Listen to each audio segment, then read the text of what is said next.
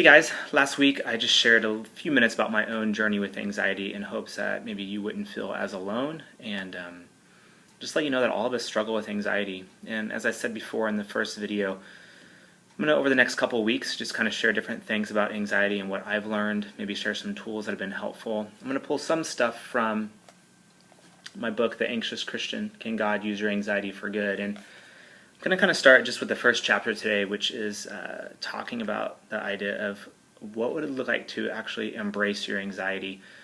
And I think that's kind of a crazy concept for many to think about. And I think one of the reasons is because we live in a culture where if we're anxious, man, there's so much fear and shame wrapped up in that idea of being anxious. And especially if you come from a culture, whether it's a church culture, maybe where you live or on the country, the idea of even talking about your anxiety, again, brings tons of shame. Maybe people look at you and say maybe something's wrong with you, maybe you don't have a strong enough faith, maybe you just need to work harder, or maybe you just need to get moving and get going and do this and everything should be better. And I think for me, one of the things that really helped me transform my own anxiety was to actually look at it and embrace it for a second.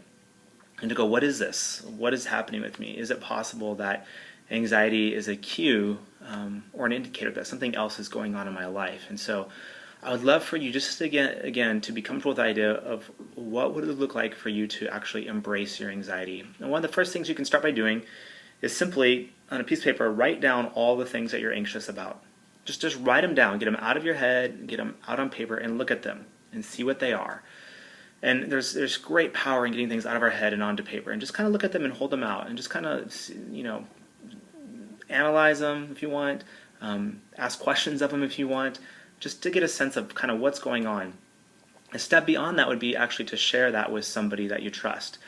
Not the person who's going to shame you or just tell you to, do this or that and they'll all go away, but someone you really trust, you can be honest with. Write those anxieties down and share with them. And again, I want you just to hold that idea for a little bit, the idea of what would it look like to embrace my own anxiety.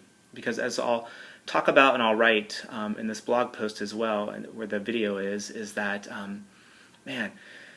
going through life is an anxious adventure.